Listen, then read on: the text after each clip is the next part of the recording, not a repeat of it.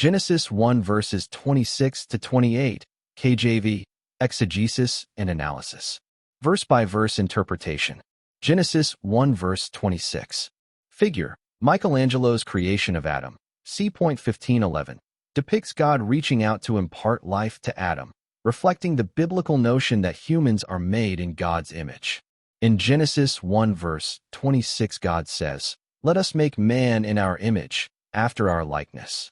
The plural us has been variously interpreted, consulting a heavenly divine council, a plural of majesty, or an early hint of the Trinity.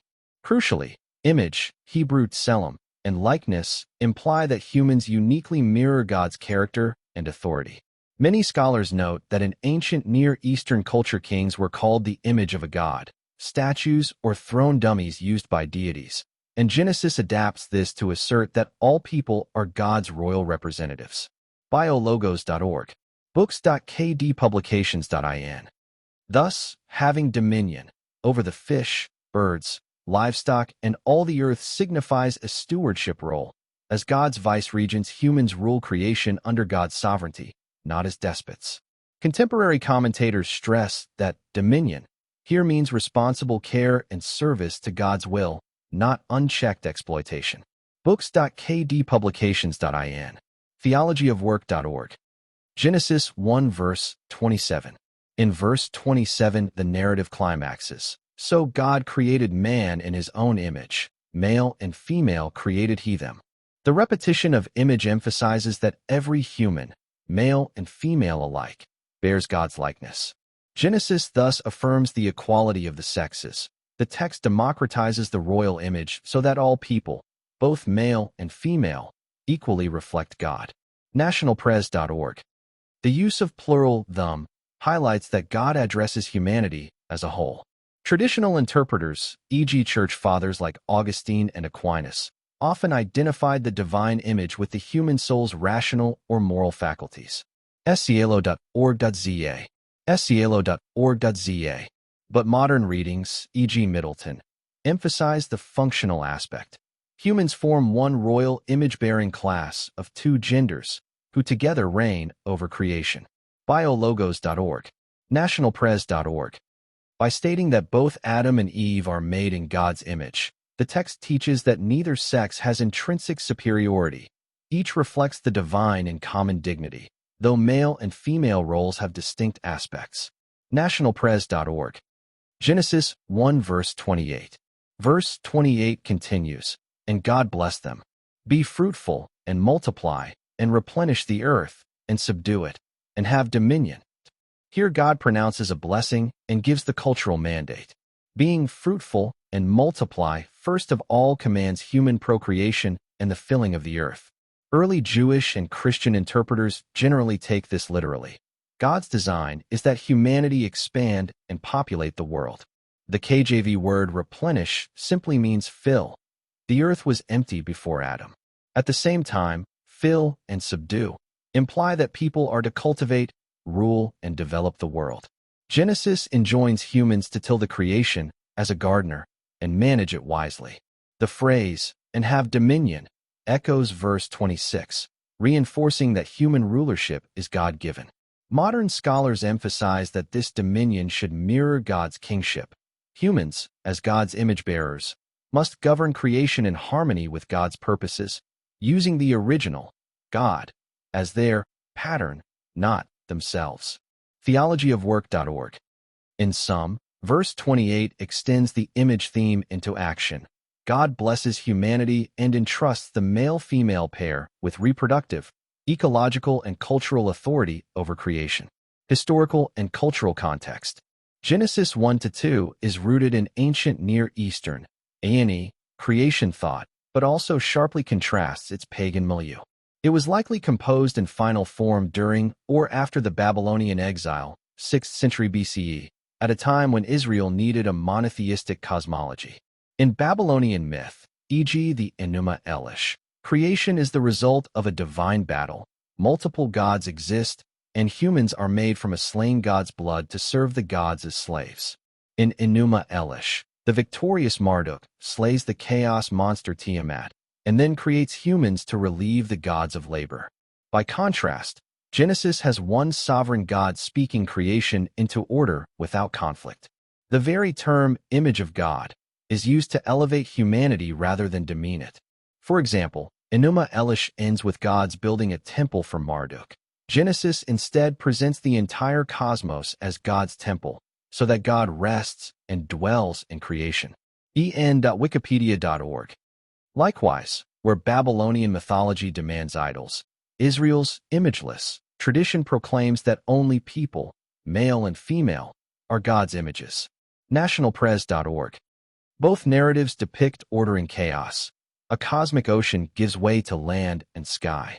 But Genesis alone affirms an all-powerful creator who cares for humans, granting them life and authority. Genesis contrasts human dignity with A&E's portrayal of humans as expendable. Israel's own context further shaped Genesis. The text reflects priestly concerns and a sanctified worldview. The structure of Genesis 1, seven-day framework, culminating in humanity, has been seen as a cosmic liturgy in which the seventh-day Sabbath completes God's temple of creation. Many scholars note parallels with A&E divine council imagery. The plural "let us make man" may echo a heavenly court, as in Psalm 82 verse 1. God has taken his place in the divine council, though Israel firmly denies actual gods alongside Yahweh. BibleHub.com. en.wikipedia.org.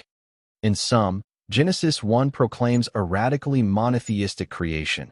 In opposition to polytheism, it describes one creator, and in opposition to slavery, it calls humans God's vice-regents. Theological implications. Imago Dei, image of God. The key theological claim is that all human beings, male and female, are made in God's image. Genesis 1 verses 26 to 27. This underpins fundamental doctrines of human dignity and purpose. Being made in the image of God means we reflect God's nature by exercising authority, wisdom, and relationality according to God's design. Biologos.org. Books.kdpublications.in. Contemporary theologians often describe the Imago Dei as a royal calling. Humans are God's royal viceroys who share in God's rule over creation. Biologos.org. Books.kdpublications.in. J. Richard Middleton, for example, calls it our royal office as God's representatives and agents in the world. Biologos.org. This functional view contrasts with older views, e.g. Augustine, Aquinas, that emphasized intellectual or spiritual qualities. In both the biblical and later Christian tradition, the Imago Dei also entails relational aspects. God's image means humans are meant for relationship with God and with one another. Notably, Genesis 1 verse 27 implies gender equality in this image-bearing. The female images the divine as much as the male does. Nationalpress.org. Thus, modern interpretations stress that the verse abolished any notion of female inferiority. Both sexes uniquely display God's glory in complementary ways. Dominion and stewardship. The command to have dominion and subdue the earth, Genesis 1 verses 26 and 28, has profound ethical implications. This cultural mandate entrusts humans to govern creation on God's behalf. Many scholars clarify that dominion is meant not as exploitive ownership, but as servant kingship. Humans are appointed king over creation, responsible to God the ultimate king, and are to manage and develop and care for creation. Theologyofwork.org. In this sense, to subdue means to cultivate or tame, e.g. planting fields, building cities, not to ravage the environment. Modern Christian ethics, including Catholic social teaching, reads this as a call to stewardship. We are to imitate God's love and creativity in our dominion, using wisdom and mercy rather than selfish domination. The Catholic Catechism, for instance, links the blessing of marriage in Genesis to the common work of watching over creation. CatholicCulture.org. Conversely, critics like the historian Lynn White have argued that this mandate was misused to justify exploitation. Many theologians today, both liberal and evangelical, emphasize that proper dominion must reflect God's own character. Our patterns of work and production should mirror God's goodness and care. Theologyofwork.org. Safeguarding the poor and the planet. Male and female created. The explicit creation of male and female in v.27 has been read theologically to affirm both the equality and distinctiveness of the sexes. Early Christian writers, and much modern theology, note that by addressing the first humans jointly, God establishes the full human race, male plus female, in His image. NationalPres.org. This implies that neither sex is a secondary afterthought. Men and women together share equally in human vocation. The passage thus serves as a foundation for understanding marriage and sexuality. Catholic and Orthodox traditions, for example, see in Genesis 1 verse 28 a blessing on marital procreation. Evangelical commentators likewise stress that male and female in God's image means both partners stand together before God, even as complementing each other. In contrast, some egalitarian theologians highlight that creation here establishes an original equality, citing Galatians 3 verse 28 as fulfillment, whereas complementarian traditions may point to later texts, e.g. 1 Timothy, for role distinctions. Whatever the view, the verse's insistence on both sexes bearing God's likeness has been widely used to argue against sexism in church and society. NationalPres.org. Fruitful and multiply. The command to be fruitful and multiply and replenish, fill, the earth has been understood primarily as God's blessing on human fertility and growth. Genesis 1 verse 28. It envisions a world teeming with human life, each person reflecting God's image. Theologically, this has meant that marriage and family life are part of God's original design, a theme emphasized in marriage rites and sacramental theology. In Christianity, this blessing is later reframed as including not only biological offspring, but also spiritual fruitfulness, e.g. Christ's Great Commission to make disciples, which some call a new multiplication of God's family. Catholic teaching, e.g. Catechism 1604, explicitly links "be fruitful" to marital love blessed to oversee creation. CatholicCulture.org. On the other hand, modern readers sometimes see the mandate more broadly as a call to expand God's reign through every generation and through cultivating creation. Environmentalists in the Church, for instance, might interpret replenish and subdue in light of later covenant care, e.g. Sabbath laws, stressing limits on domination. Historically, no major Christian tradition denies the basic meaning of multiply as populating the earth, though how literally or narrowly that is applied can vary. Scholarly perspectives. Biblical scholars offer various insights on these verses.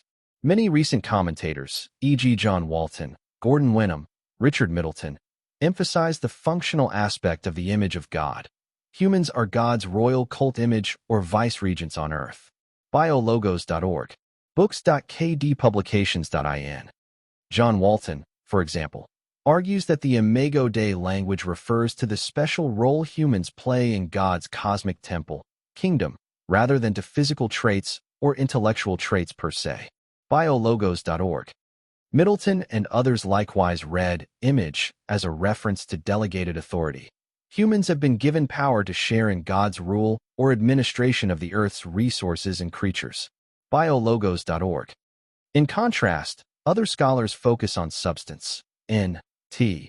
Wright and Darrell Bach, for instance, stress that bearing God's image means reflecting His personal qualities, righteousness, creativity, relationality. On dominion, scholars like Ian Hart, cited in the Theology of Work project, see a clear kingdom paradigm. Exercising royal dominion over the earth as God's representative is the basic purpose for which God created man, to manage and develop and care for creation. Theologyofwork.org. This kingdom view is echoed by Walter Kaiser and others in conservative circles, who link Genesis 1 verse 28 to Christ's later Great Commission as a continuing mandate. Conversely, some liberation and eco-theologians, following figures like Brueggemann or Elizabeth Johnson, critique any notion of domination apart from justice.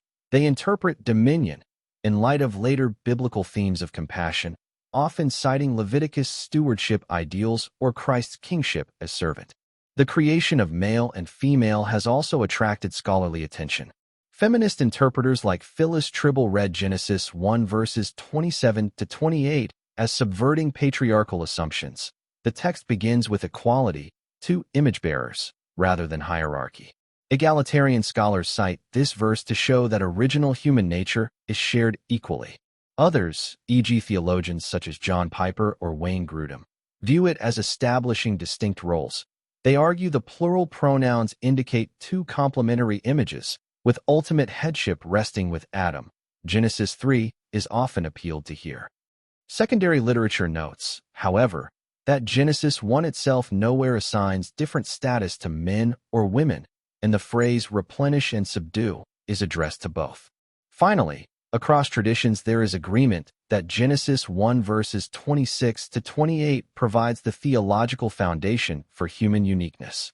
Augustine, as summarized by Thomas Aquinas, located the image in the human mind, memory, understanding, and will. Cielo.org.za.